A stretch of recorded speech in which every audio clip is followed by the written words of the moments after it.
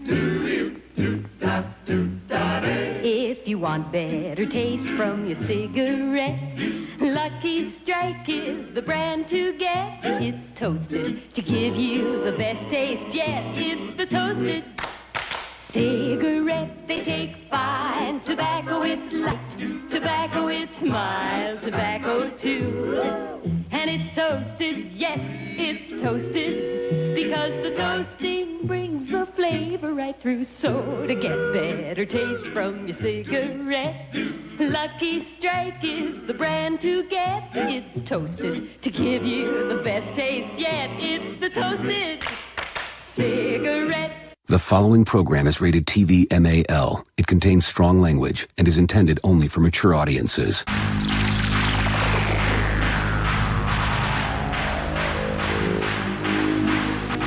TBS, America's #1 independent television network, presents the following sports exclusive.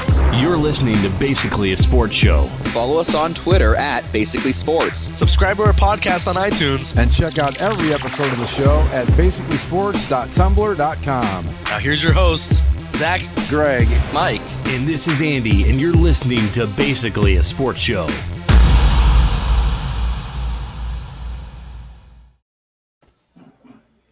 Well, if that commercial doesn't want you to make you want to fire up a Lucky Strike, I don't know what will. Very catchy. Yeah.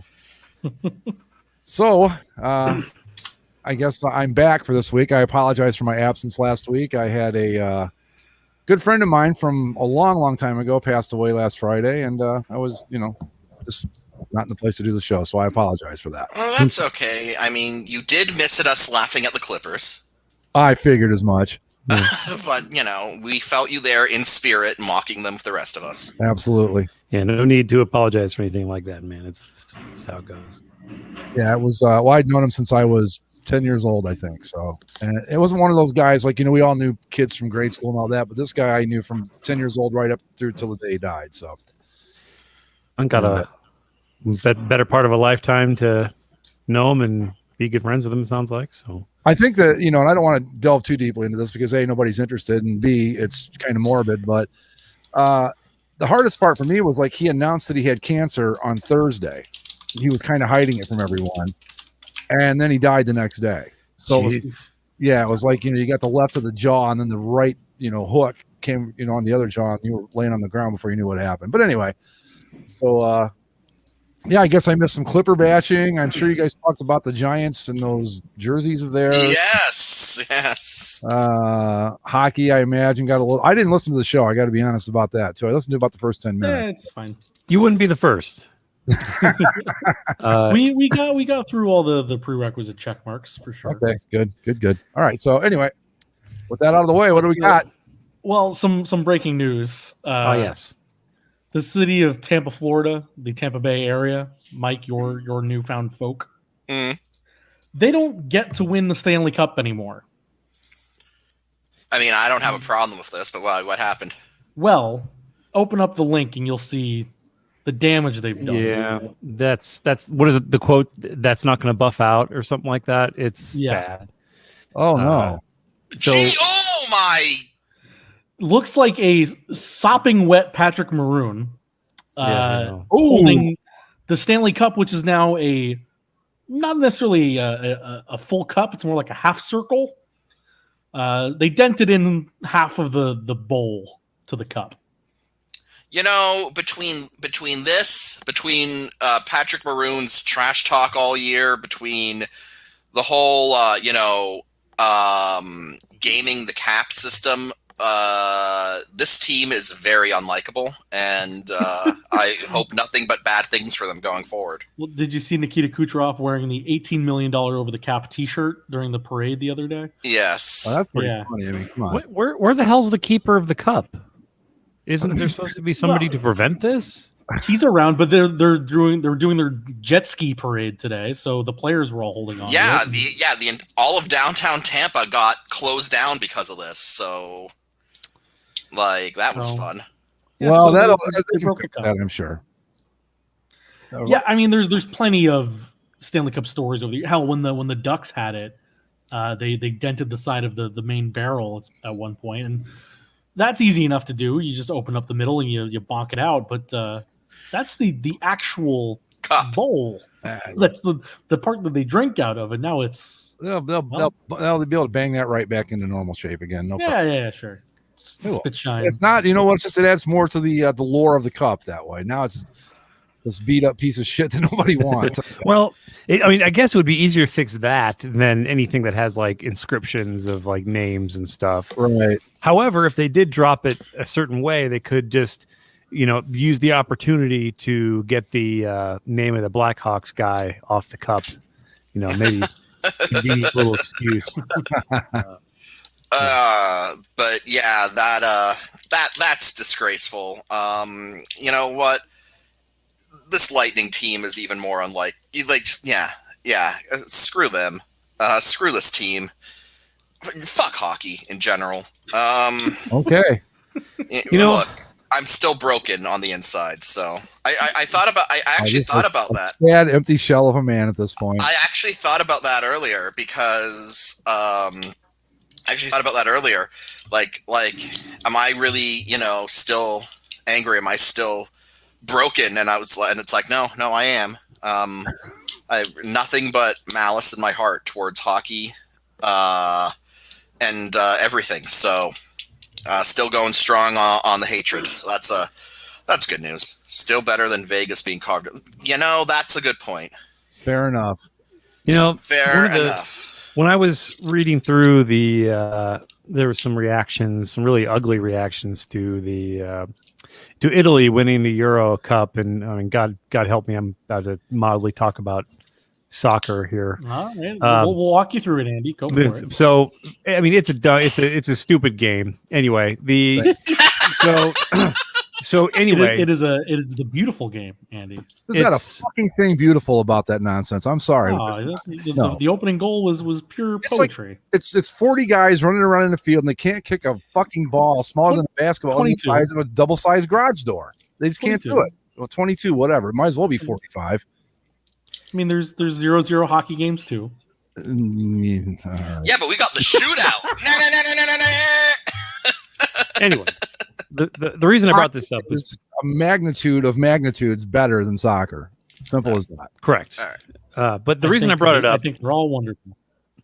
The reason I brought it up was because in the reactions, a lot of the fans that were commiserating, a lot of England fans, were also saying that they were fans of the Toronto Maple Leafs, and they are just, between their powers combined, they have made for perhaps the most miserable sporting year for many people's lives. I mean, I will admit I'm not the biggest, soccer fan or football fan, but if Canada isn't playing in a tournament, and they rarely are because they're awful.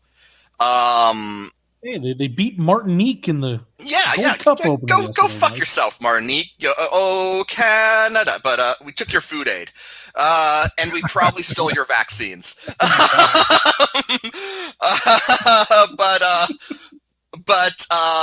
yeah, no, like when Canada isn't in it, I root for England. So I was not yesterday was not great.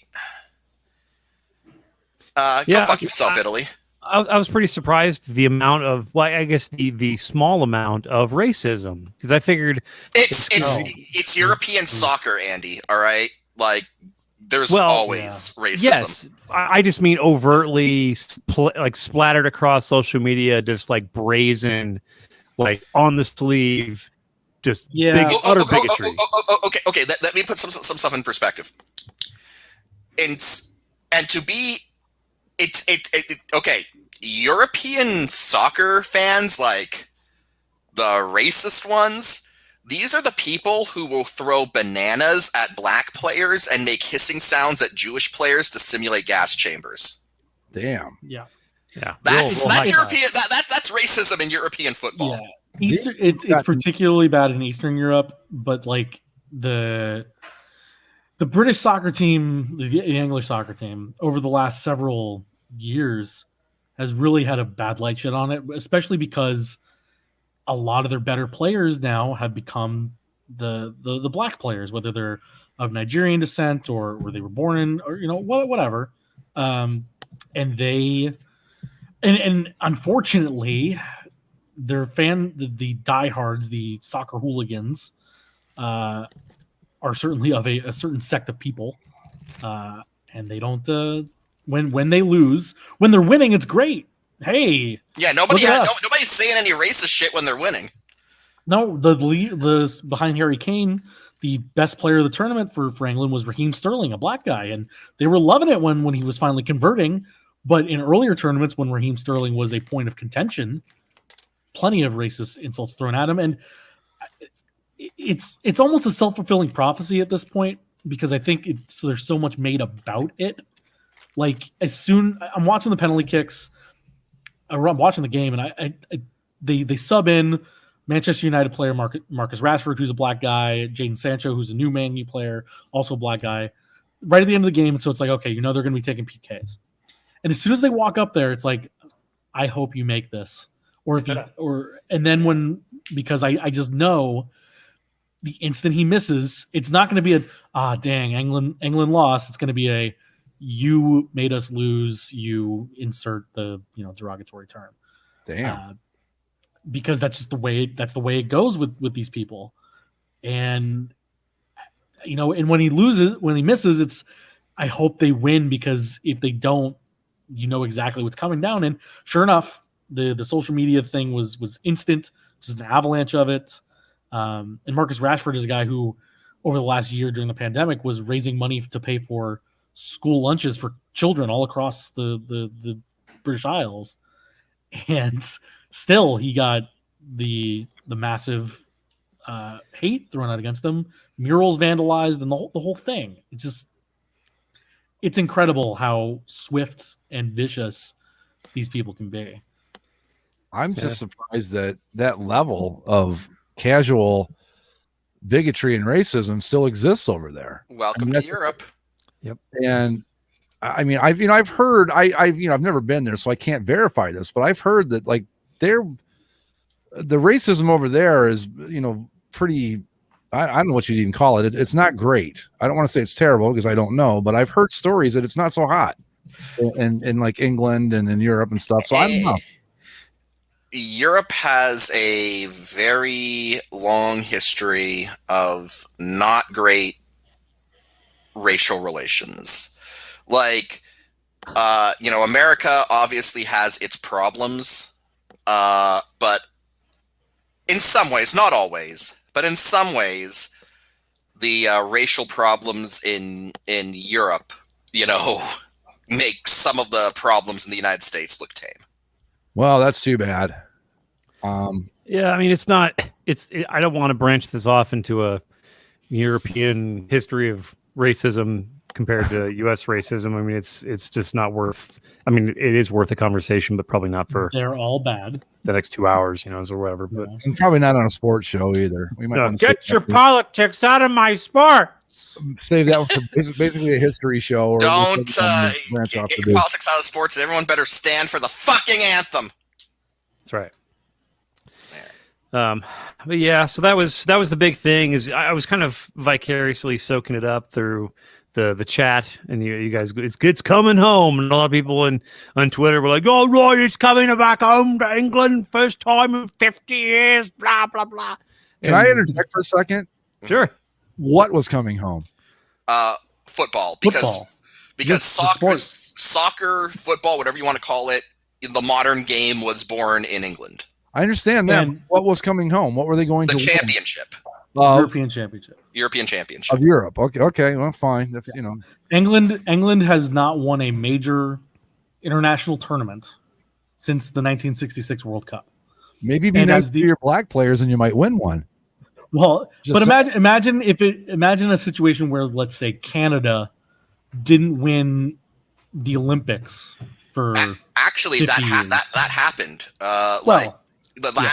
When Canada won gold in 2002, it was their first Olympic gold medal since the 50s. Extenuating circumstances, though, because the Olympics weren't allowing the pro players except for the Russian national pro players. Yes, right. So we all know who beat them. If they let Bobby Canada, Orr go to the 1972. if they let Bobby Orr go to the Olympics, they wouldn't have dealt with that stuff either. Or if they let Wayne Gretzky go to the Olympics before '98, they wouldn't be dealing with that kind of drought. So like when it comes to like the top level of competition, whether it's the World Cup or the Euros, England hadn't won, or still hasn't won, a major title since the '66 World Cup. So that's when they say football's coming home. It's a thing of they're the birthplace of the sport in terms of modern rules. So they're the ones we should blame for this. Well, they're the birth. Yeah, sure. Okay.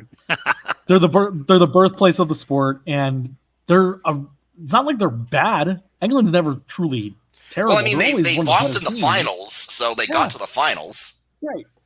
And they're also going up against an England team or an Italy team that hasn't lost a game in their last 34 matches. So it's not like Italy's bad either. And isn't it? There's like an argument between Italy and England as to who actually like developed the sport into what it is today. Come on, who cares? Right. I mean, they do. No. I mean, if more countries play baseball, if more countries play baseball, right? If the world over played baseball, and somehow the United States of America wasn't good at it, we would be clamoring for the same thing. I don't think we would, because first off, if you look at maybe 50 years ago, but if you look at Major League Baseball players today, most of the great players are Latino. They're not, you don't see a lot of Americans that are like at the top. I mean, look, you got Vladimir Guerrero Jr. for the Jays. You've got the guy's name from Atlanta, a really good outfielder, Acuna, I think it is. Acuna, yeah. Shohei Ohtani is Japanese. So I don't think we have the market cornered on great baseball at this point. So we'd be American about it because that's how we are. And we go, we should be the best. But in this particular case, I don't think we are.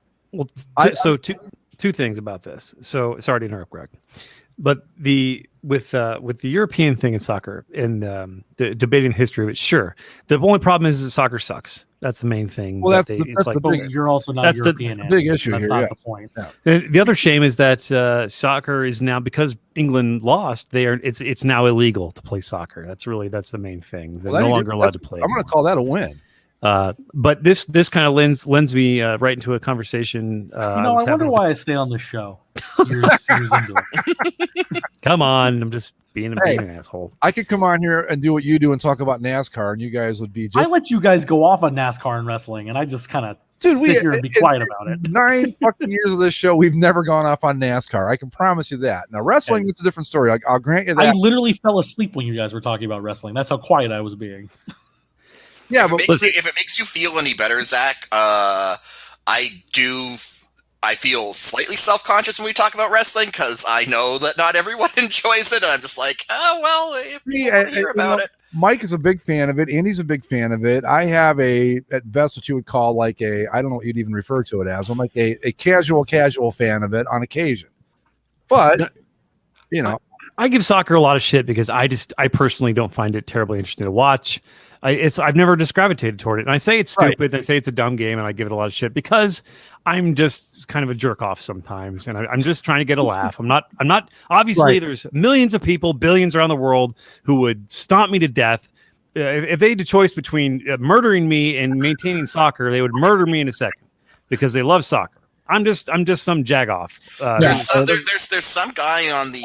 I'm the backup jackoff. There's some guy on the CCSLC who loves soccer so much that he said that he's gonna watch the Qatar World Cups despite all of the slave labor, and the reason he said it is he admits it's wrong, but he goes, "What am I gonna do? Not watch soccer?" And it's like, I don't know, maybe that could be a possibility. But there's something, it's obviously my opinions are mostly bankrupt and useless. Like, obviously there's millions of people who love rugby and cricket, and I have no cricket is fun.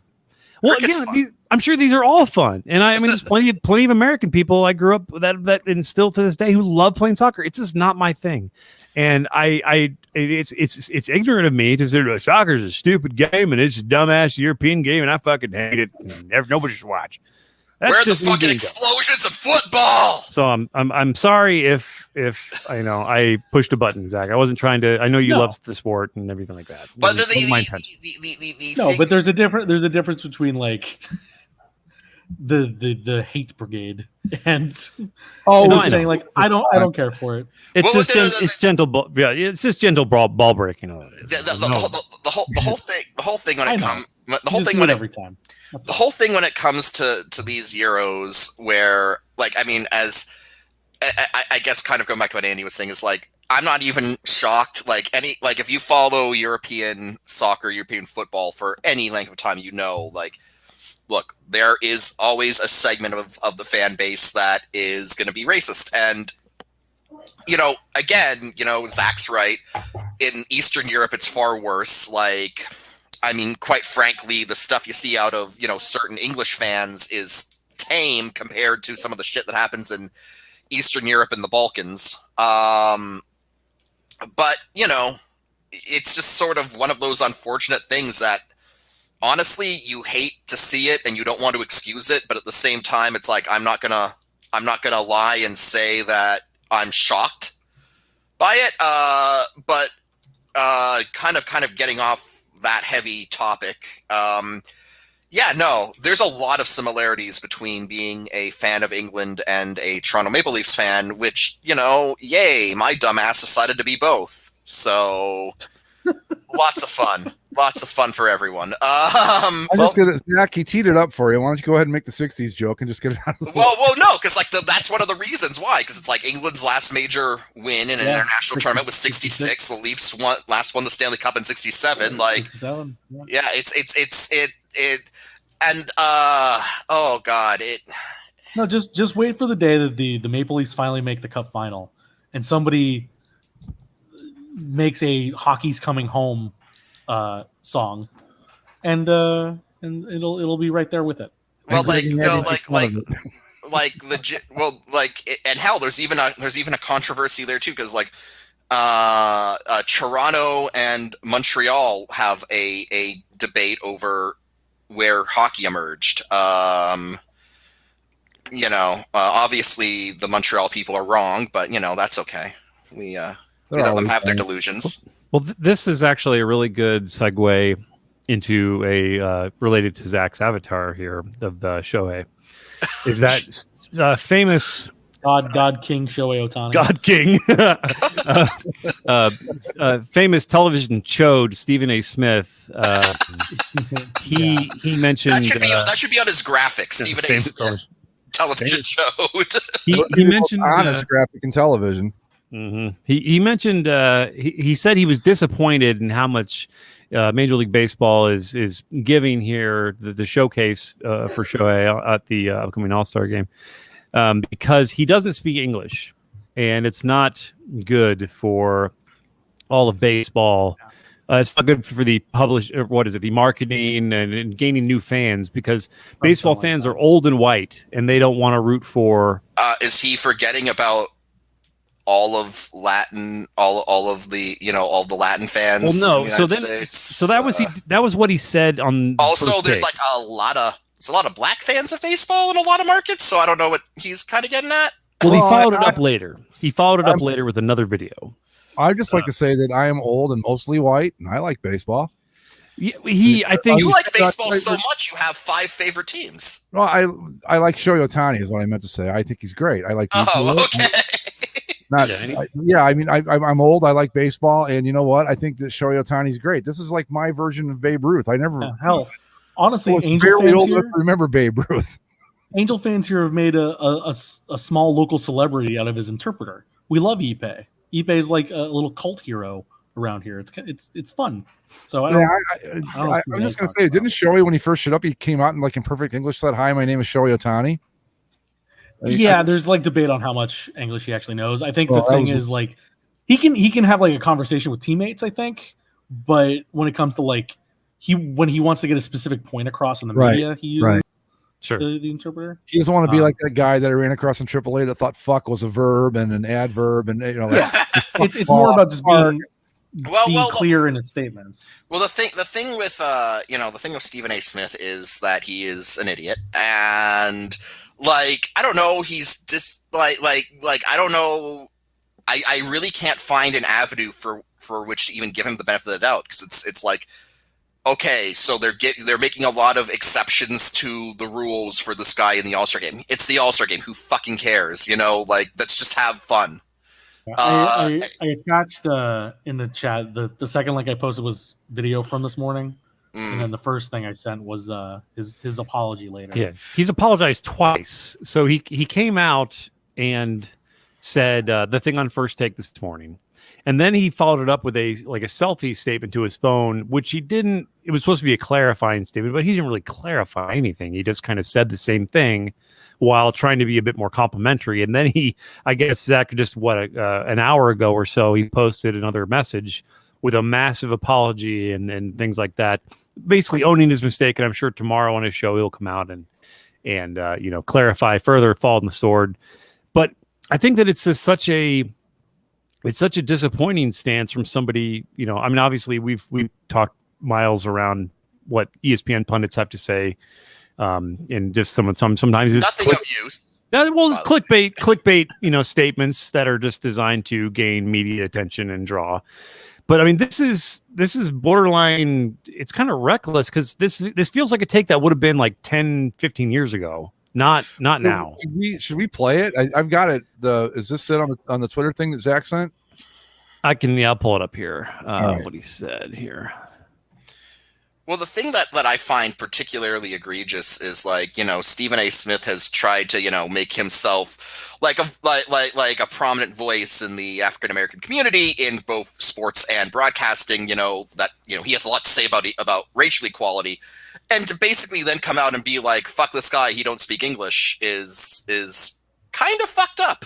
Okay, so here's what he said. But when you talk about an audience gravitating to the tube or to the ballpark to actually watch you, okay? It helps that the number one face is a dude that needs an interpreter so you can understand what the hell he's saying in this country. And that's what I'm trying to say. So, yeah, it was... we actually threw in this country. That's nice. Stephen A. speaks English that I can understand, and I still don't understand what he's saying half the time. So, yeah, I was going to say something about the Knicks. You know what? I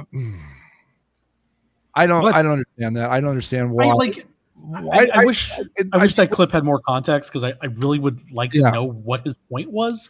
Because I hear what he's saying. I think I understand what his non-racist point is. Is that yeah, is it easier to market a guy who speaks clear English and can you can put him on the face of everything? Sure, but anybody that's watched Shohei Ohtani, I think he's extremely marketable. He's the complete package, man. He's good looking. He's a great player. He's fun. He has fun playing this stupid game. And there's so many people that take this so damn seriously. Great, and every time Shohei could go 0 for 4, he could give up 9 runs on the mound in the same game, and he'd still be having just as much fun as any other day on a ball diamond. I remember he loves playing. When Ichiro first came over here, he didn't speak great English either. Again, it was a debate as to how much English he could actually speak, because when you catch him off the field, he was pretty good at it. But when it came time, just like with Shohei, when it came time to face the press, he used an interpreter. And I don't remember Ichiro having any trouble being marketed or any of that. I mean, he was the big thing in baseball that first season. I think it was 2001. Everybody wanted to go see him play. His jerseys were selling, the whole thing. So Stephen A. Smith, that poor bastard's probably said more things he doesn't even remember at this point and gotten in trouble for than anybody we will ever know. Literally just like 15 minutes ago, I'm pretty sure what happened. It was like one of these things to where in my head, I was trying to formulate a point about blending the soccer conversation into this Stephen A. Smith thing. But what came out of my mouth was soccer is stupid. That's problem number one. And it led to a dumb, like circular nothing conversation that where I had to like wait for everyone to get their vitriol and whatever out. Then it's like, okay, we're gonna shimmy on over to this Otani conversation because it's actually worth having. So I think that what he was doing was probably that, to where he was just in the zone of like, I'm making a talking point and I'm going to say something controversial. And oh my God, the words are coming out and I can't stop it now. I got to just double down. Oh shit. Oh fuck. It's one of those amazing things where somebody that's paid to talk for a living somehow trips over their own words. And it happens. We've all had when you're on the air as much as he is, like, you're going to say something stupid. I promise you, too, we've all had those moments, and I'm not defending Stephen A. Smith. I don't know the full context of the comment or anything else, but I will defend him on this point alone. We've all had that moment where we know we're about to say something stupid, and we can't stop it, and you just kind of have to stand there and let it happen. I'm sure it's happened to all of us. And you go, fuck, I can't believe I just said that. So maybe that's all it was, but to the original point, I don't care that Shohei Ohtani doesn't speak English. It makes no difference to me. I mean,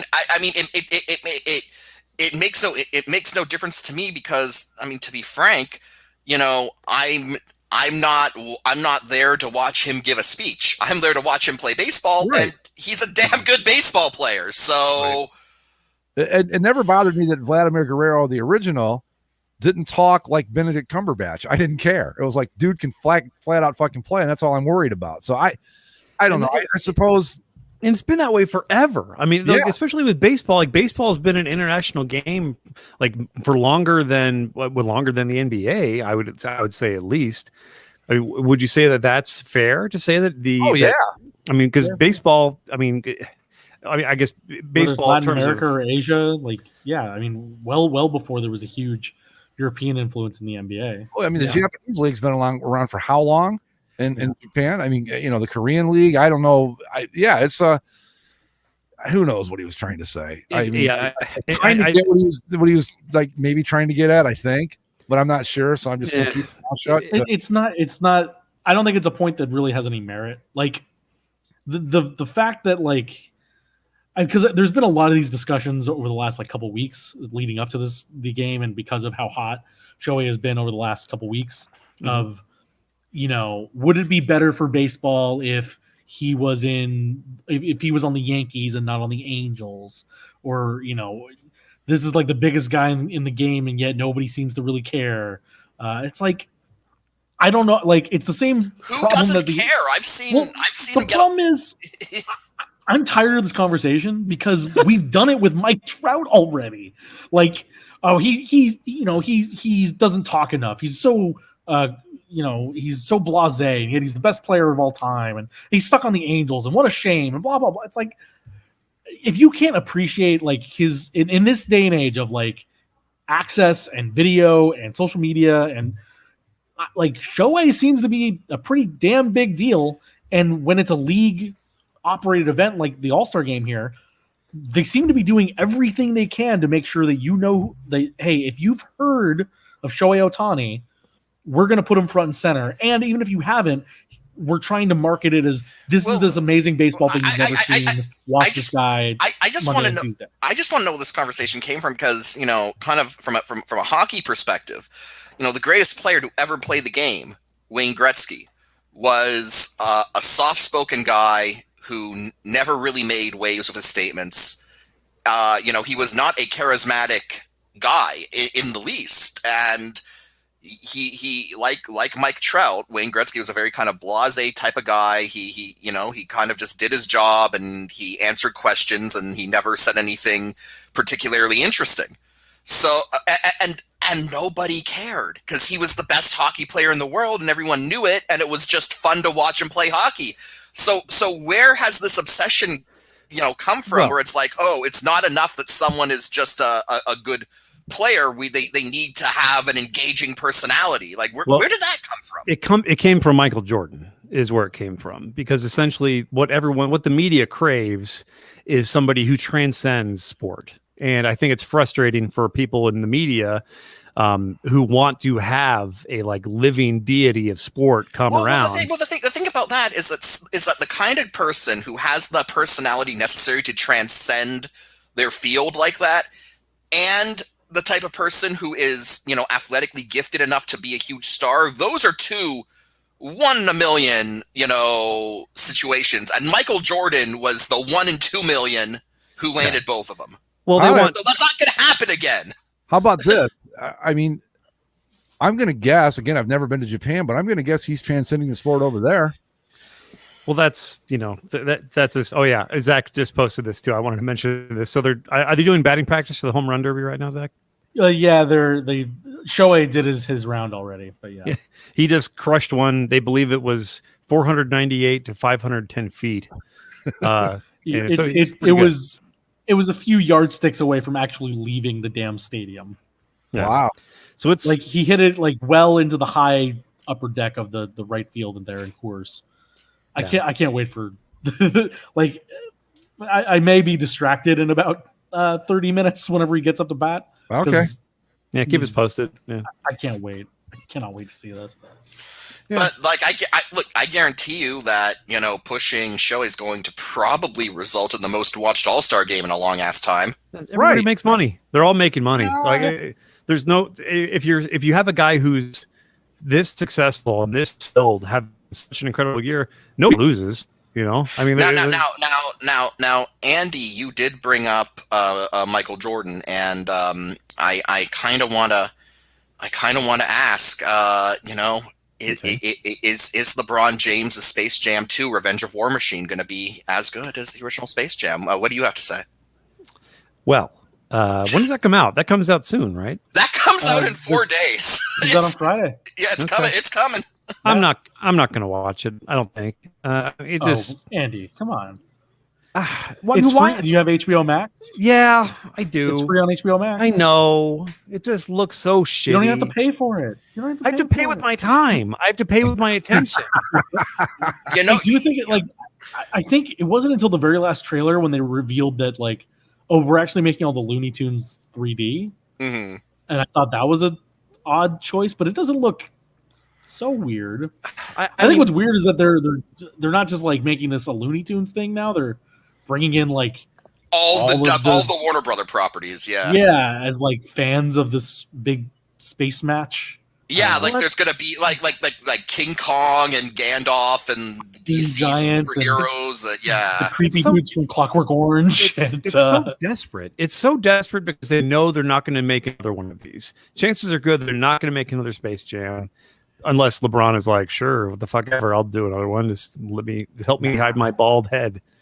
Okay, so I had a conversation with a friend of mine, and I just want to point out that there have been CGI artists who have probably spent the better part of their professional career for the past 2 years just digitally re-adding the bronze hairline into every shot.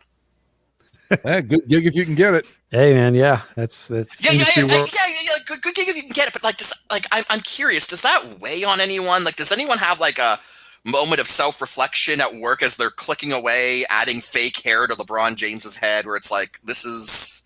I would hope so.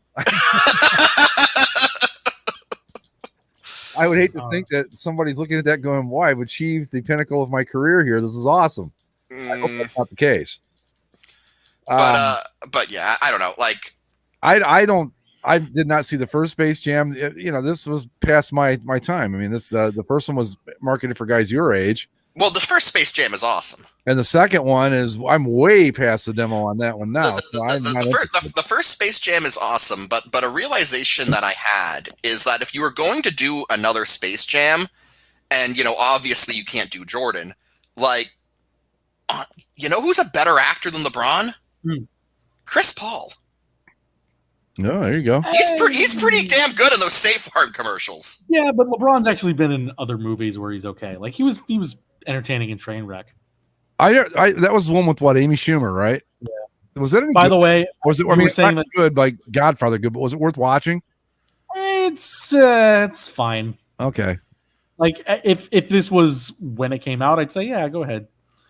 But I wouldn't say go back and watch it now. It's not like he's in the majority of the movie. He's a good accent character. But Mike, you were saying the CGI artist that's having to deal with LeBron's hair. Yeah. I was trying to. I didn't want to say it in the moment because maybe I misheard the story, but I looked it up. It can't be nearly as bad as the CGI artist on the movie Call Me by Your Name. with Armie Hammer and Timothy Chalamet, where they have like a gay runaway in the Italian countryside. Anyway, Armie Hammer had to wear some very short shorts in that movie. Yes. So there was CGI artists that had to digitally remove his ball sack from. Oh man. Well, that's an intern's job. Okay. So if you can get it. Call Me by Your Name. Call Me by Your Name is hilarious because it's basically a gay romance movie. Yeah, it involves a peach. It involves a peach, but yeah, there's a gay romance. It's a gay romance, and both of the characters are Jewish. And I was going, this is all well and good, but the real movie here is the sequel where two Jewish families have to plan a gay wedding. That would be fucking hilarious, and I would pay good money to see it. God damn right, I would too. But no, I don't know. Speaking, I honestly don't know if I'm gonna see I'll probably see Space Jam 2 on HBO Max. I don't know if I'm gonna pay for it in theaters because I've already seen Fast 9, The Fastening, and oh boy, The Fastening. Mike, isn't that high cinema? It is both the greatest and dumbest movie I've ever seen. Those are the best kinds of movies, man. They go to space. They strap a rocket to the back of a Pontiac Fiero, send it into space, and crash it into a satellite. Are you serious? Not only do they do that, but when they survive. Not only do they do that, but and they're doing it in deep sea diver suits where they air tightened it with duct tape. It's not only good. But when Tyrese goes to drive the rocket Fiero through a satellite, he pushes down on the gas pedal and the rockets go off. First off, you're not going to get a Fiero to start to even get it to go anywhere. So they're already straining credibility with this alone. And then I guess there's some family drama with John Cena. I didn't care. I was there for Space Car. And then they're also going through the streets of Tbilisi, which I just learned today is in Georgia, the country. Yeah. With these giant electromagnets strapped to the back of their cars, attacking an attack vehicle and dragging cars through buildings and hitting this attack truck with the cars that they pulled off the side of the street with the electromagnets that somehow aren't pulling the cars that the electromagnets are attached to. I have a question. Back to the they jump off a cliff and hit a fence post that's tied to a rope, and somehow that rope swings them all the way across this like 100-foot wide gorge.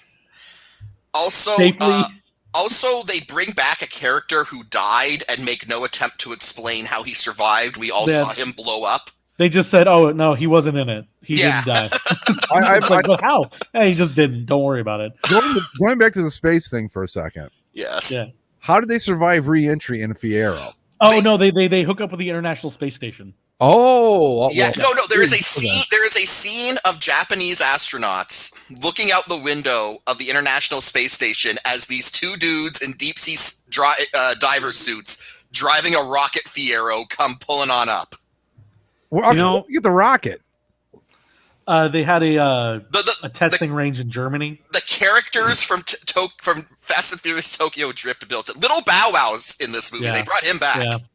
The Tokyo Drift guys learned how to get a jet engine I on the want back to of his see car. this because I want to see the Fiero in space. That's hilarious to me. Yeah, it's I've only seen Tokyo Drift. It's the only one I've actually seen. Oh my God, well, that's Andrew. arguably the best one. I did a Fast and Furious rankings. It is near the bottom. Well, I'm currently doing a walkthrough on that one. Actually, I'm actually currently doing a watch through on them. I'm up to just finished Fast and Furious 6, so I'm really looking forward to 7 because that's the one where The Rock flexes out of the cast, and it's the greatest scene ever.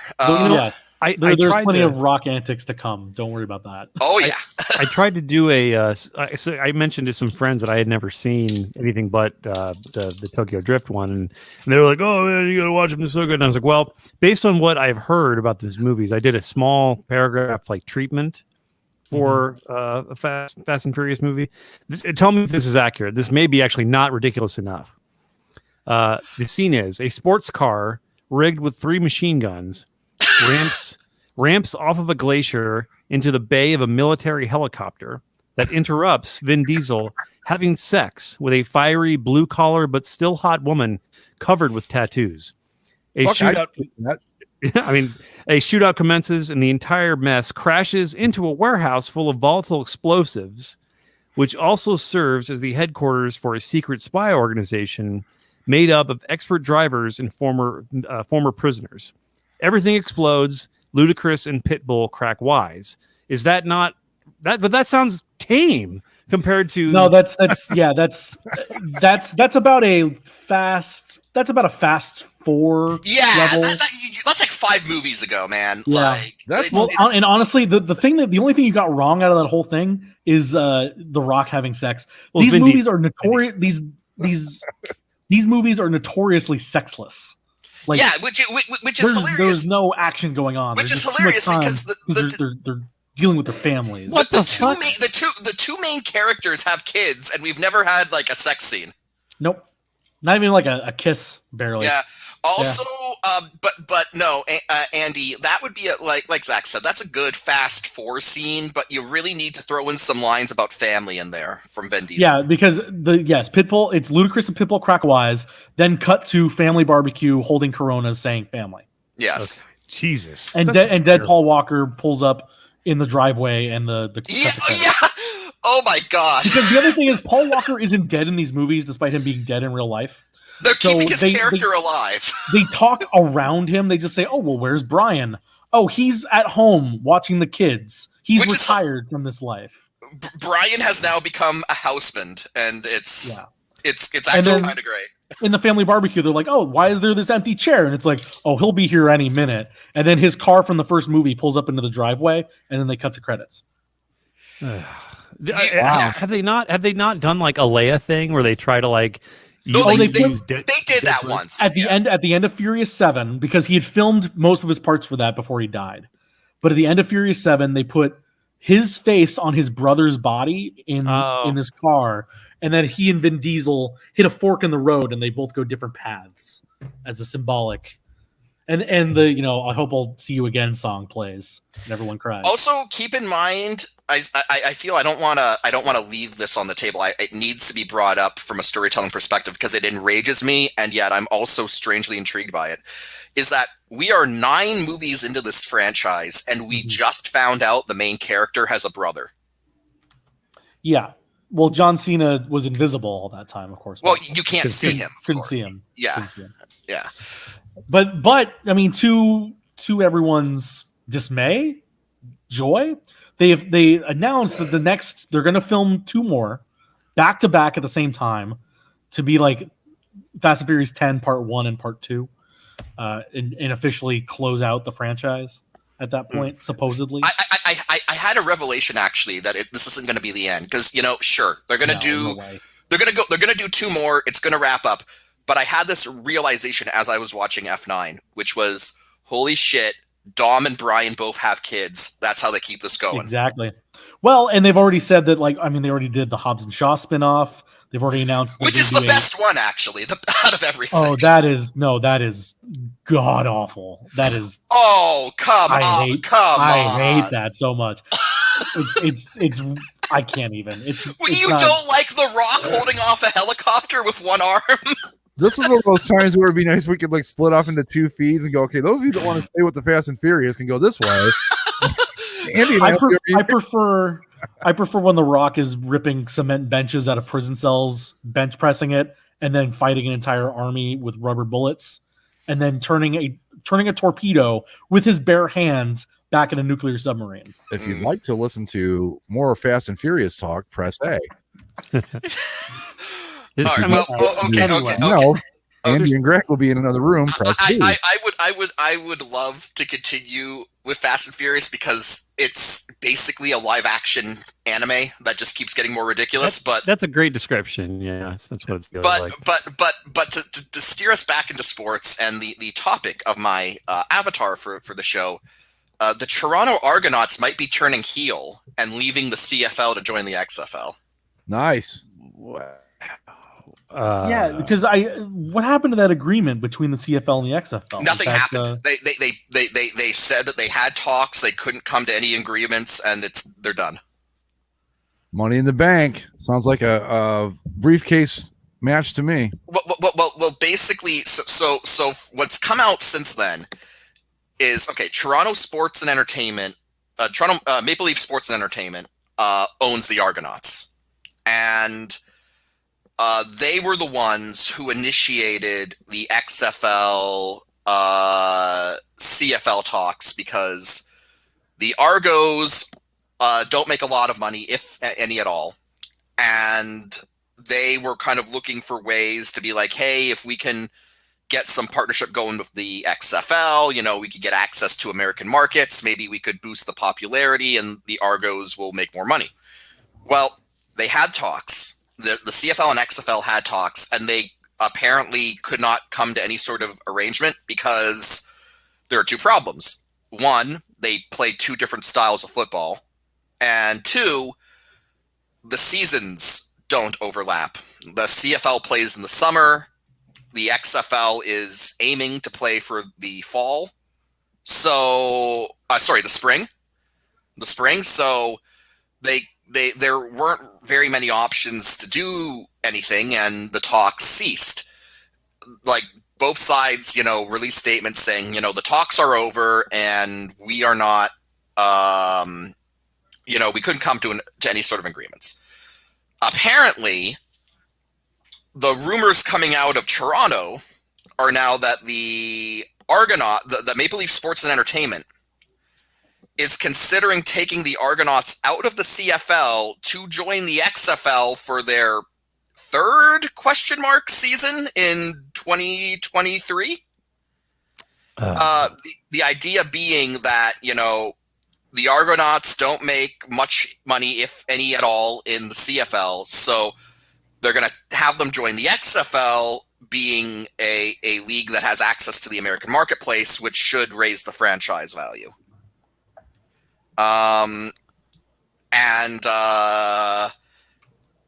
This kind of enrages me because the Toronto Argonauts are actually the oldest football team in North America. Like 150 years old. They played in the first ever Grey Cup against the Toronto Parkdale Canoe Club. And they are an institution of Canadian football in the CFL. And don't get me wrong, I love the XFL as sort of like a spectacle and just sort of like this fun, dumb thing to be like, that's entertaining.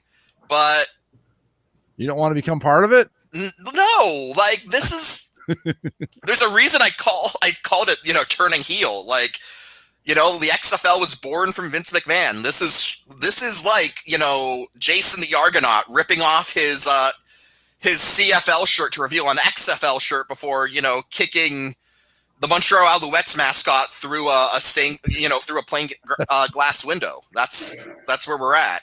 And I'm kind of enraged about that. Yeah, I mean it's interesting, I guess. I don't know. The XFL still, I can't really pontificate on the XFL right now because there's no XFL right now. It just exists conceptually, or it's some sort of a paperwork type situation that has not returned. Okay. So so the league was bought out of bankruptcy court by The Rock, speaking of Fast and Furious. And The Rock, and he's got business partners who bought the league with him, and they say they're aiming to bring it back for 2023. So who knows? We'll see in a year then, I guess. I mean, I don't know. I feel like right now I can't make any thoughts because I can talk about what they did, but there's nothing really else to go on right now. But I mean, if they did switch, that'd be a big deal. But yeah, for sure. I mean, we just don't know. We just don't know right now. I have a question back to Shohei Ohtani, Zach. Is the 44 he's wearing, is that something to do with Hank Aaron? They're all wearing 44 tonight, yeah. Okay, for the home run derby? Yeah. Cool. I was checking. That's what I figured. I just wanted to double check. Yeah, everybody's wearing 44 tonight for Hank Aaron. Nice. Very cool. Very cool. All right. Sorry, didn't mean to break in with baseball talk there, but I was watching the highlight of that ball that I think just now landed in the state of Wyoming somewhere. I'd like to thank the Edmonton Oilers, by the way, real quick, for taking on Duncan Keith, who's basically semi-retired, and they took on a salary and everything, gave us somebody back in exchange. So in a 3rd round pick. Well, they gave you back Seth Jones's brother, who most people believe the Blackhawks wanted, so that they could go after Seth Jones this offseason. Yeah, we'll see about that. I think it was more of just like you'll take him, you'll give us somebody for him. Sure. No, this has been rumored for like a week that was the exact guy that they wanted, and this is the only reason why it would make sense. Hey, we were pretty much on the money about Seth Jones, right? He turned out to be a pretty good player. Yeah, excluded from from Team USA because Brian Burke had a dream. But way back, I remember this was like one of our old fantasy hockey drafts, and like Zach and I were like maneuvering to try to get to him, and I forget, somebody stole him from both of us, but this was way back when he had played, I don't know, 10 games maybe or something. So good for us. We actually got one right. Because Jones is a good hockey player. And Duncan Keith had said specifically that he wanted to go to either the Pacific Northwest or to specifically Western Canada because his son is in British Columbia, I think, playing hockey. Then I commend him for going to Edmonton because granted it's not BC, but do you really want to play for the Canucks? The answer is no, you don't. No, and the Oilers are a team that need defensemen, and he is a Stanley Cup champion defenseman. I mean, I'm pretty sure, didn't he single-handedly carry the defensive load for the Blackhawks in their last win? Yeah, and really the Blackhawks have been relying on him way too much. He won't be relied on nearly as much in Edmonton, so. Well, is he still the Duncan Keith of the cup winning years though? I mean, he's got miles on him. No, I mean he's old, right? Yeah.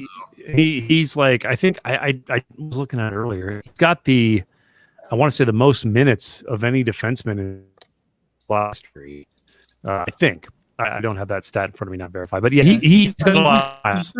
He's 37. Yeah, he'll be 38 in a week or something like that. I mean, so you're getting him basically to hope that like you get a little, maybe some playoff experience, a couple decent shifts a game out of him, essentially. Yeah, basically you're just getting him to be, a reliable hand on defense and, a leader in the locker room. And just rings in the room. 3 Stanley Cup rings on in the locker room, right? Just to show everybody what can be done. Just to be like, hey, let's not get swept in the first round this time. How about that? by the Winnipeg Jets. Like, I mean, what a disgrace to the Oilers' legacy. Like, come on, Edmonton, your 80s dynasty was built on knocking the Jets out of the playoffs. Of the Winnipeg Jets. Yeah. Frozen blood of the Winnipeg. I'm happy. I think it worked out for everybody. I mean, the Oilers get, they probably on the surface gave up a little too much, but Keith gets to be where he wanted to be by his family, because he actually had a no trade clause and initiated this whole thing to the team. Yeah, to closer to his family and all that. But good for everybody. Good for them. Maybe the Hawks will do something with Jones, his brother. I don't know. I'm still working out my feelings about everything Blackhawks right now. But yeah. Oh yeah, you got some other stuff besides Duncan Keith getting traded to work out. Right?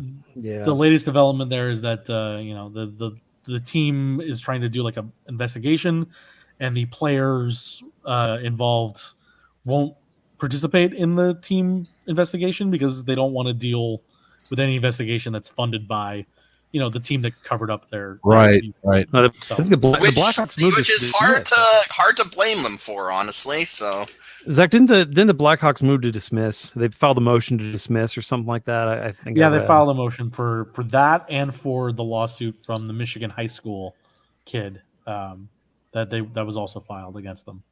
From where when this guy went on to be a high school coach. I think that usually almost every case, like one of the first things a defense lawyer will do is file to dismiss, or the what would be the defendant will always file to dismiss on some bullshit, whatever.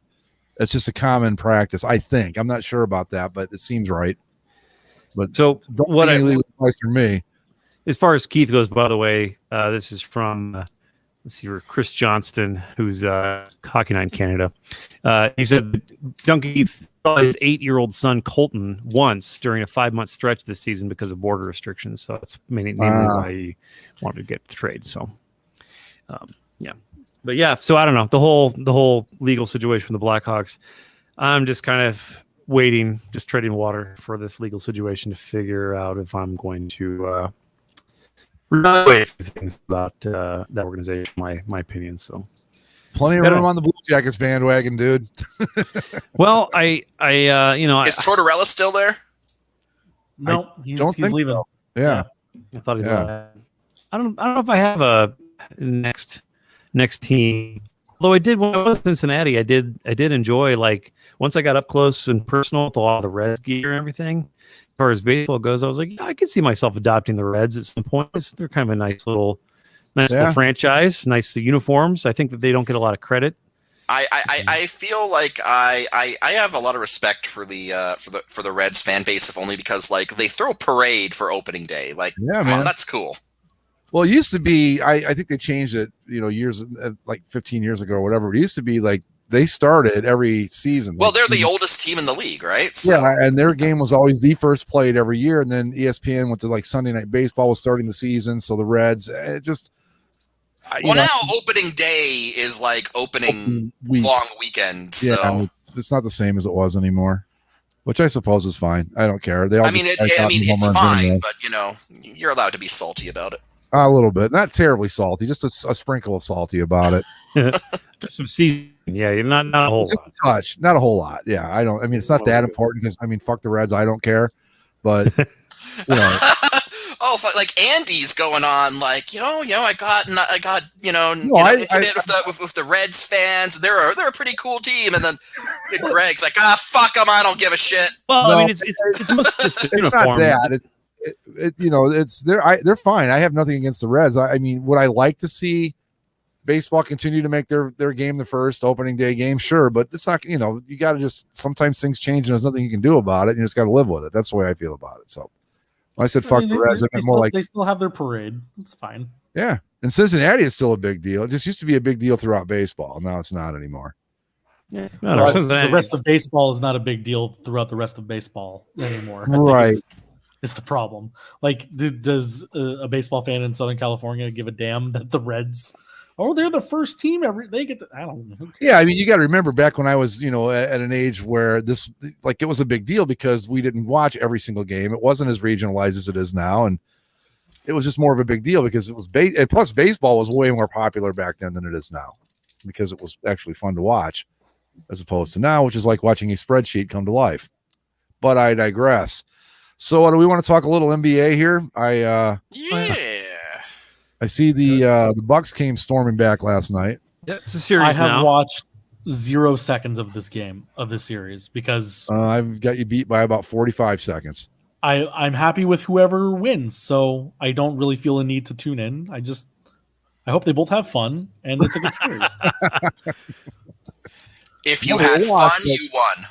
I do like that Giannis has come back and been really strong in the last 2 games and made it a series. So, as long as it's not a sweep, and Giannis Antetokounmpo is showing his skills, and nobody can go home and be sad about it at the end of the day. So we're gonna do this. Gun to your head. You have to pick one. Who do you want to win? Suns. I really like the Bucks. I think they got a great fan base and team. I think it would be really cool if they won one, but at the same time, it's like I have residual Suns love, and to be perfectly honest, let CP3 get a ring. My logic was I have a long ago connection to the Bucks when Kareem played there, and I thought, well, of course the Bucks. Then I started thinking about it. Giannis has signed a long-term deal with Milwaukee, so they're probably going to be pretty good for a while. I don't know if the Suns team can come back and do this again next year. Maybe they can, maybe they can't, but Chris Paul's not exactly getting younger. So despite my instinct, I think I'd have to say I would choose the Suns if I had to make a choice. Right now, I'm fine either way. I think for both teams, though, that's the case. Because, I mean, the Bucks are lucky to be here. Just as much as we went over last week when you weren't here, Greg, but both these teams have benefited from the star players of the other teams going down with injuries. Yeah. The Bucks don't get by the Nets if Harden and Kyrie are healthy. And Fair point. Who knows if the Suns can hold off the Clippers if Kawhi is healthy? Who knows how that series against Utah goes if Donovan Mitchell's healthy? Who knows if they even beat the Lakers if AD and LeBron are healthy? So, and even the Nets or the Bucks, they also played when they played the Hawks. The Hawks were giving them hell until Trae Young got injured, and then they kind of fizzled after that. So it's kind of they gotta. I think both these teams, if they don't win now, I don't know if they will, because there's enough obstacles in their way otherwise that would probably prevent them from doing it again. I just know this is a perfect 1970s NBA Finals where it's like, it's Bucks Suns. We're probably never gonna get a finals, so I guess random again, and just I guess enjoy it. I would like to see the Suns win, but honestly, if the Bucks won, I'd be perfectly fine. I think we should just call it like if the Bucks win Game 4 and it tied up at 2-2, we call it right there, give them both rings, and go, "This is as close as you're ever going to get. Take it or leave it." And be that. Just chop the trophy in half. Right, exactly. Yeah. Because we're kind of watching a unicorn here if you want to get right down to it. When you think of all the things Zach just said, Lakers being out of it and the Nets, all of it, it's kind of like this is one of those where we probably won't see this again next year. I would love it if we did. I would love it if it was next year. It was the Hawks and I don't know, the Nuggets. Probably not going to be. No. So we enjoy this for what it is, right?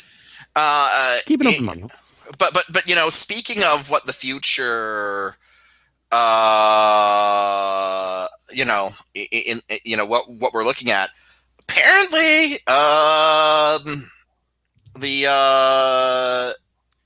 apparently Kawhi's not too happy with Clippers medical staff, so fun times in Clipperland. Get that checkbook as it should be.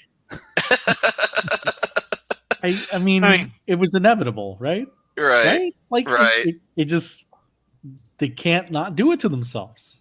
I really don't want to do this every single week that we have the show during basketball season, but like the Clippers. Fuck the Clippers corner. Yeah. What more is there to say at this point? Right. I guess you say you think what more is there to say, and then this stuff like this happens. And then I don't know, we could find out that Kawhi is only out for as long as he is because like a Clippers, doctor accidentally severed his Achilles tendon or something, and it's just like, oh well, good job. I mean, if anything, it's at the very least it's a public thing to be. Hey, let's just get this out there and circulate it. So when we say, "Fucking deal me, I'm not playing for you anymore," it'll be like, well, this goes back to June or July. It's like, it's something like that. I don't know. Kawhi in the Clippers can sleep in the bed they made. I feel sorry for nobody in that.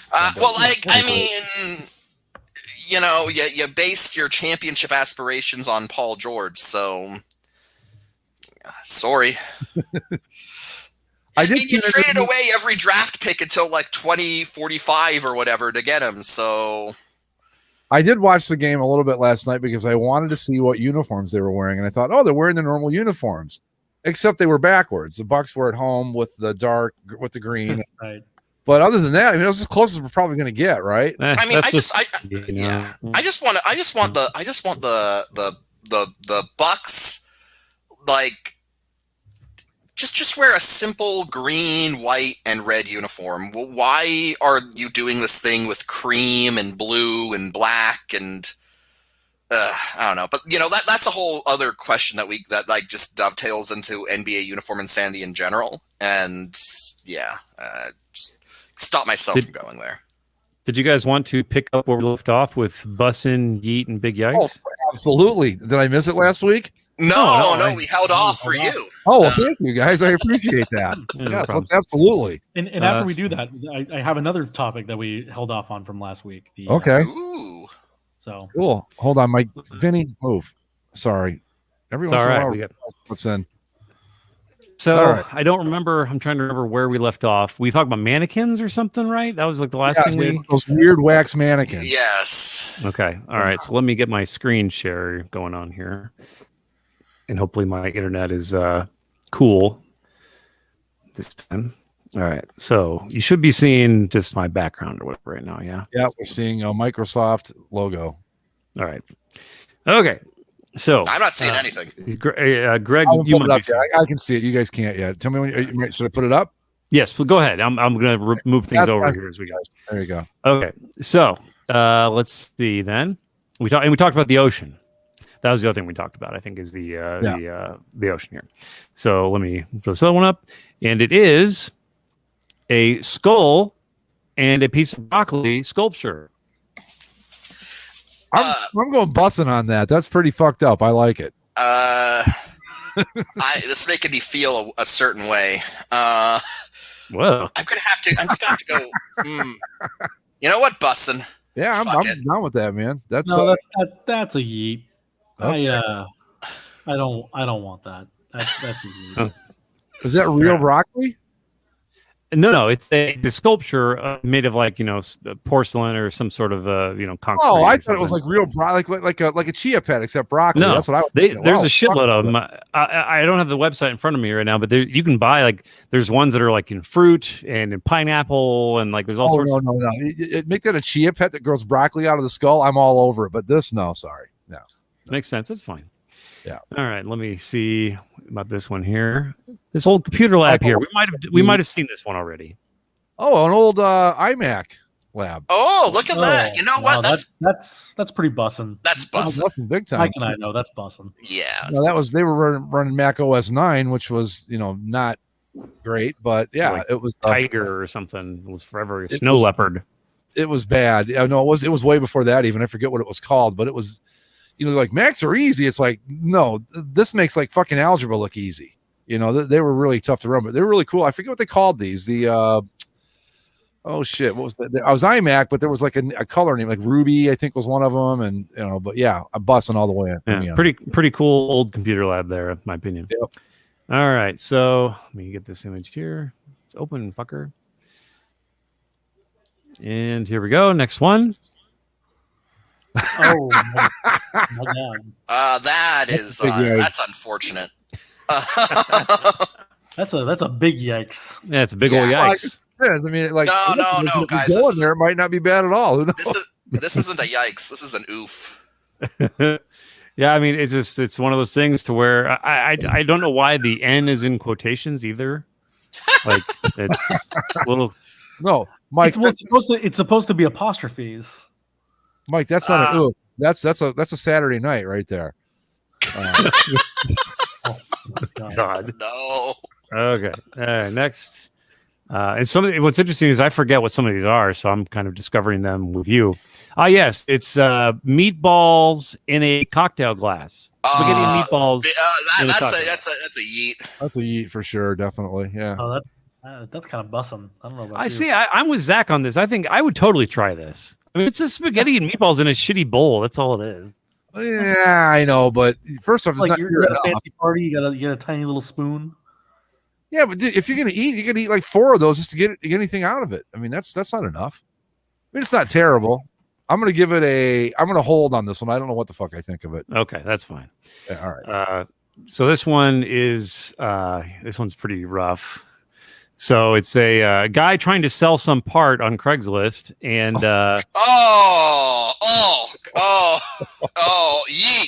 yeet. Whoa, yeah. Wow. I'll take $20 for it or whatever. Yeah. Dude, I'll give you $20 just to fix that fucking toe. Come on. All right, move on. He's going to look at this shit. Look at those nails. That's rough. Now, I'll tell you what, if you want to see some fucking nasty nails, look up any movie where Mickey Rourke has his shoes off. Mickey Rourke has the nastiest fucking feet of any celebrity that has ever lived. They are absolutely fucking foul. So you're saying that Mickey Rourke's not going to be in any Quentin Tarantino movies? No. Oh. Mike Walker says he needs to take that sander and use it on those toes. Yeah. He does. Go ahead and move on. These are candy cigarettes. I don't know if you guys ever had candy cigarettes. You know what? Bussin' all the way. These are bussin'. Those are great. Yeah. These ones, I guess, are chocolate cigarettes. But yeah, you could get them in chocolate. You could get them like like cigarette wrapped bubble gum, and then way back, they were like sugary chalk. I don't know what you would even call. Oh no, you could still buy the sugary chalk ones. Yeah. These busting all the way on these. Yeah, sugar. I never had a chocolate ones. I think they stopped making those. That's probably right when I was a kid. But yeah, so right on. I don't even know. Okay. So this is okay. I see some of these again. I have to look at to remember what they were. So this is a necktie. What do you think of this necktie pattern? Would you wear this fucking thing? That's a yikes. I think Zach's on the home run derby. So sorry, no, Joey's not up. I was just checking. Would you wear this tie, Zach? That's kind of fun. I don't think our categories apply to this. I think it's fine. Like it's just a whatever. It has to be in the right situation. Yeah. Yeah, I agree with that. I would agree with that. I can wear it. Okay. All right. So this last one here, it's a little bit of a short week. Is and some of you might have had this old cheeseburger radio. Wasn't that used? Not that particular one, but was in the movie Reality Bites. Did Winona Ryder not have a cheeseburger phone? Or am I thinking of a different movie? There's movies with a phone, like in Juno, she had a hamburger phone. Juno, that's what I'm thinking of. You're right. It was Juno. Yeah, she had a hamburger phone. This is a cheeseburger radio. Oh, well, shit. That's even better. So I have no idea how it works. I don't know where the antenna would be. I'm going to look right now for maybe an image of it being used or how it would be held or whatever. That's Boston. I'll pick one of those. I don't know what you listen to on it, but yeah, big baseball games. Let's only see. Okay, so this I guess is pull this over here. Kind of a crappy picture. It's got a little volume knob. God damn, shitty fucking eBay. Anyway, fuck off. All right, fuck off, random website. Anyway, so so there's you go. Your cheeseburger radio. I would totally have one of these. Absolutely, yes. That's busting all the way. Well, that concludes a brief week of busting meat and big yanks. Of hello, fellow kids. Hello, fellow kids. Hello, fellow kids. Yeah, greetings. So yeah, so what was you guys said some other stuff? Zach, we missed something last week. You're right. Well, we specifically held off because we wanted to include Greg. Shit, yeah. Go ahead. About the college athletes as of July 1st were able to sign NIL, name, image, likeness deals with various sponsored companies, and I thought we could go through some of the ones that have been signed so far. Let's do it. Zach, you had a list, right? I have several lists. They're all kind of all over the place. The only question that needs to be asked and answered here is: does this mean we're going to get NCAA football back as a video? Hopefully. Yeah, there's a game. Yes. I think that's a little bit further down the road. They already announced that it's coming back. Yeah, but they haven't said like when. Sure. They said that it's going to, just that they don't know when. I think this is great. I think that it's still not the colleges. I mean, they're still not getting a cut of the money they're generating for the schools, but if they can make some cash on the side, I'm all for it. 100%. So I'll just go through some of these because some of them are duplicates, and we can move on from some of these pretty quick, and some others not. I wish there was more organized, and I'm sorry that's not. Don't worry about it. The first one that I have here is De'Eric King from the University of Miami. He's a quarterback there. He signed a $10,000 deal that can go, or he's going to get a monthly payment from College Hunks Hauling Junk and Moving Company. Where he's collectively, for signing, he earned $10,000, and with monthly payments, the deal could be up to $20,000 in his pocket. So that seems cheap to me. Doesn't that seem cheap to you guys? Like for what these guys could probably bring in? Yeah, it's early days. We're early days. Yeah, true. But is that just for the season, or is that for the year? How does that work? I would believe it's for a 12-week season. Not bad money. I mean, it's nowhere near NFL money, but it's not bad. Yeah. Thinking over 1,000. Yeah, I don't know. We've got to do better than this yet. Still, I mean, I'm glad that it's happening, but we still need to do better. We're working on some of them. The next one that I have here is from Antoine Owens, who plays for Jackson State, where Deion Sanders is the head coach for football. Okay. Sure. Yeah. He signed a deal with a black-owned hair product shop called Three Kings Grooming. So, he plays for a historically black college. It's a company that specifies in black hair grooming products. Cool for him. You guys aren't going to believe this, but I've heard of that company. Yeah. Why? But I have. So here's one that I find interesting and is really kind of a next level step for these sort of deals. So this is Hannah and Haley Cavender. They are both guards for the Fresno State women's basketball team. They signed a deal with Boost Mobile, and they get a company like that because they have how many followers on TikTok? They have 3 million followers on TikTok. Jesus, the two of them. Wow. So they probably get that deal without the basketball team, don't you think? But that's the thing. Because they were on the basketball team, there's no way that they can make money off their TikTok account because they'd be college athletes. Oh, God. Right? Oh, right. And so now this opens up doors because they are 3 million strong on TikTok. They can get a brand deal with a Boost Mobile. They got another one with some nutrition company for like protein powders and stuff like that. But now you're getting, I'm sure there's going to be plenty more kids that are coming up through that TikTok generation that might be TikTok famous while in high school. But then in theory, they wouldn't have been able to make money when they got to college. Now they can. So there's that. Cool.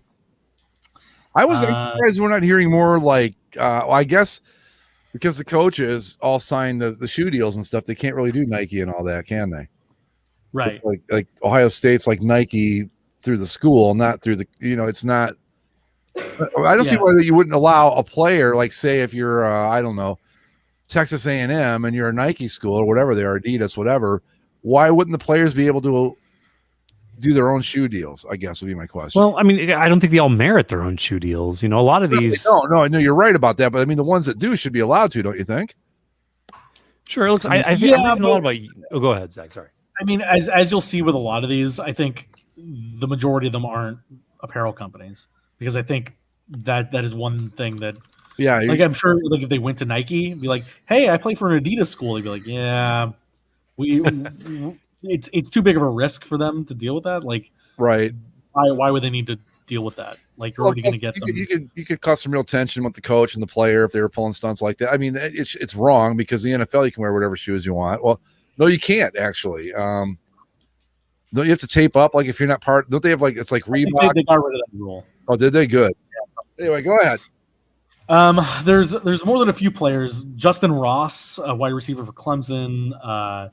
The Oklahoma quarterback, Spencer Rattler, Wisconsin quarterback. A lot of these guys, as soon as midnight hit, they had merch stores opened up on their own website. Oh yeah, they were prepared, selling T-shirts and whatever else. Good for them.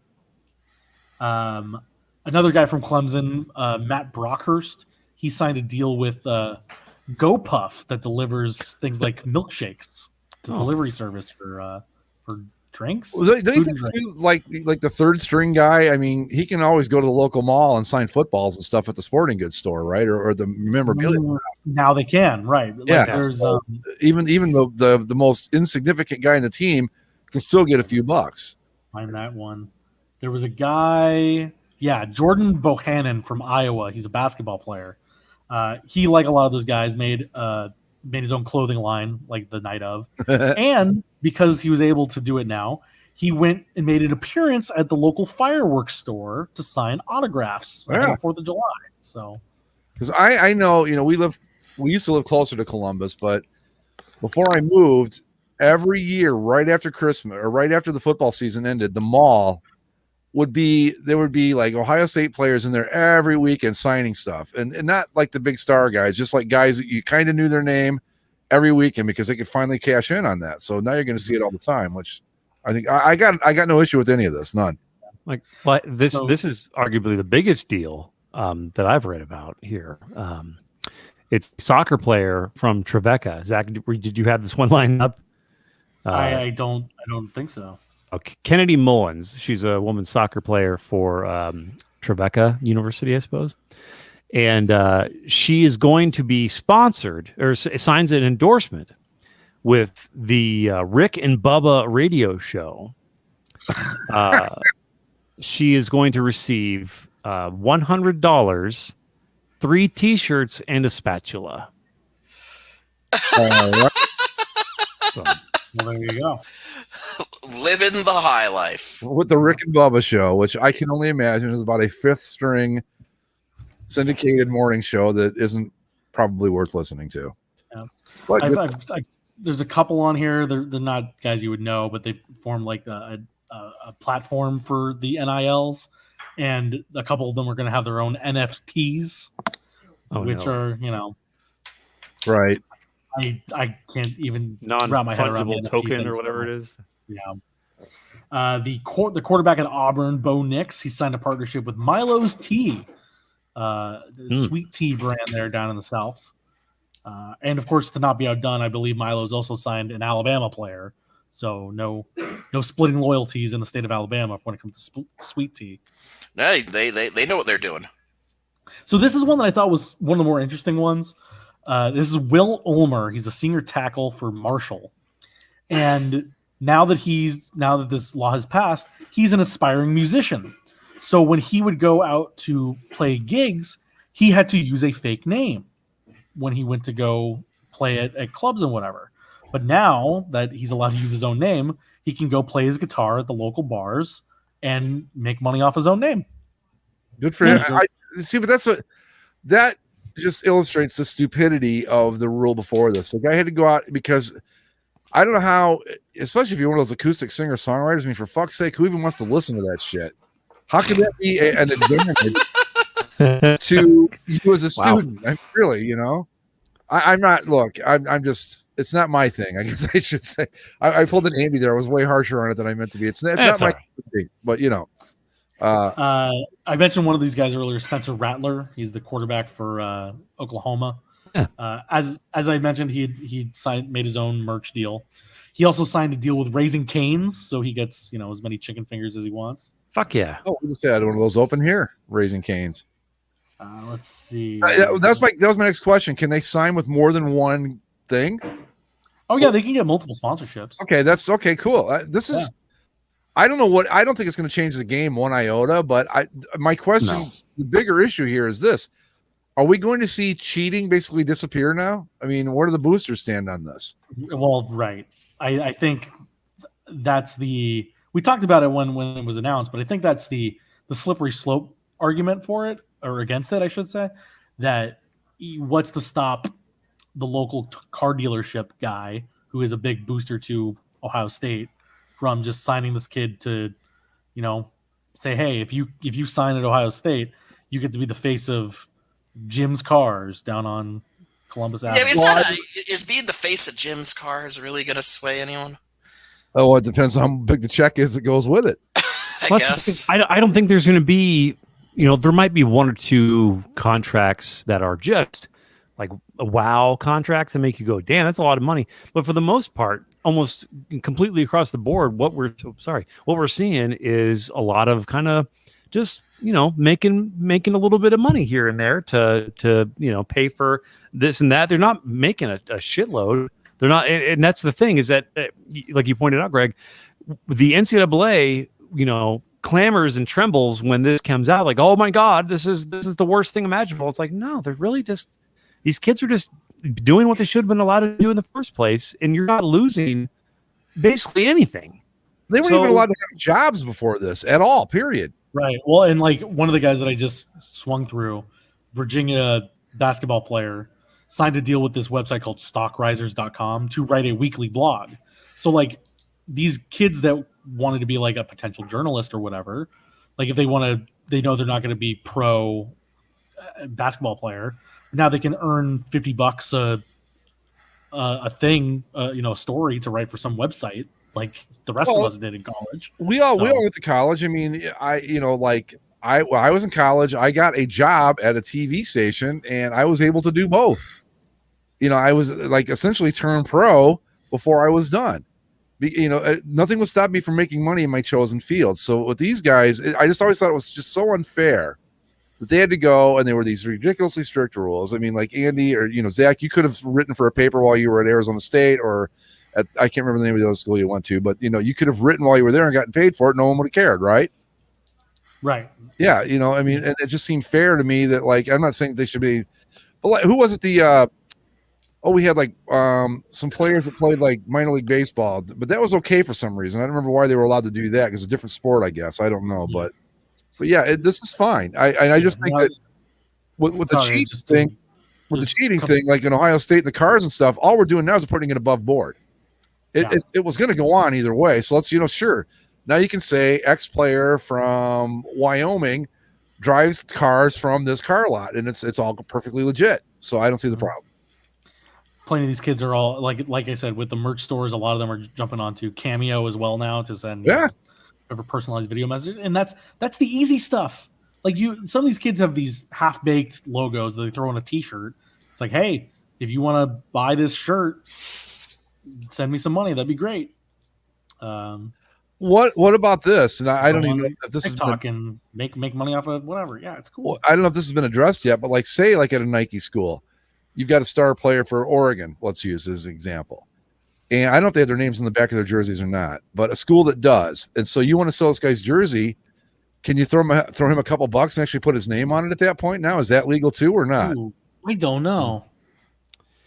Yeah, I know that's. I mean, they've always done the thing where they sell the jersey number without the name and the team store or whatever. Every year, they come out here. Ohio State jerseys come out and you go, okay, well, there's like there's Justin Fields. There's I can't remember the running back's name, but there they are. There are all the numbers. So I wonder. I think as I'm kind of looking through these, there are some rules being established by either individual universities or individual states that are making laws that say that certain like Florida, for example, has a rule where you can't the University of Florida, you can't get money from boosters businesses for these NILs. Well, so they're still going to get the money from the boosters. It's all going to be under the table like it usually is. In some spots, yes. Let's just call it what it is. It's a very inconsistent thing across the board because it is so brand new. So yeah, it's definitely curious to see how it gets enforced over time. I mean, it'll get scummy. Like, there's no doubt about never count out college football for just being the fucking cesspool swamp of corruption and nastiness. They'll find a way. But the thing is, though, like this is just like the bare minimum, and it's this huge achievement that we're all kind of celebrating. But it's like it's really not a big deal, and this should never have been this way in the first place. So I mean, regardless of whether big, huge athletes get the under the table cash, the lives or whatever the scummy shit to come play at these big football factories, that's just always going to continue. But like. Every one of these other athletes, the 99.9% that don't make it to the professional game, they deserve every single fucking opportunity to make money using their name and image and likeness. So good for them. This is basically like, okay, we're going to let you into the amusement park. You can stand under the roller coaster and collect change while we rake in ungodly amounts of money. I mean, I still think that we're not. These guys are generating massive revenue for these schools. Let's be honest about it. I mean, just millions and millions and millions of dollars. And they're not seeing a dime of it. That's what but it's a toehold. Like that's all this is a fucking toehold. But like that's why it's even more blasphemous that the NCAA like tried so hard to fight this. Because like you said, they're not getting dick. The players are just getting just these little crumbs, just breadcrumbs. Yeah. Here, you go over and get the coins out of the water fountain over here at the big amusement park. You can have those. We don't care about that. Oh, yes, sir. Thank you, sir.